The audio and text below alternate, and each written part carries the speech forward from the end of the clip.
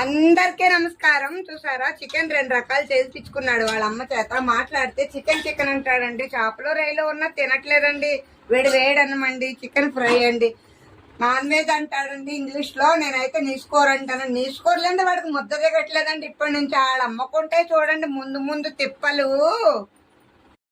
తిడుతున్నాను కానీ తాతగారికి కూడా నీసు ముక్కానండి బాబు. ఆయన కూడా క్యారేజీ పట్టుకెళ్ళలేదండి ప్రొద్దుట. ఆయన కోసం క్యారేజీ కడుతున్నాను చూడండి. వేడి అన్నమండి.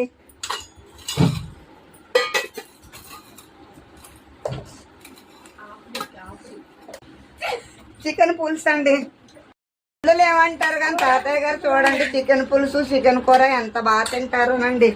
తాతయ్య గారు క్యారేజీ కట్టుకుని ఇప్పుడు మనవరాళ్ళు కలిపి క్యారేజీ పట్టుకెళ్తున్నారండి కాలేజీకి. మీలో ఎంతమంది ఈ సంతోషాన్ని పంచుకుంటారో నాకు తెలియదండి. నేను మా వారు మాత్రం చాలా హ్యాపీగా ఉంటామండి. మనవరాళ్ళు వచ్చినప్పుడు ఇరుకుగా ఉంటది కానీ చాలా హ్యాపీగా ఉంటామండి. ఉంటాను. Bye bye.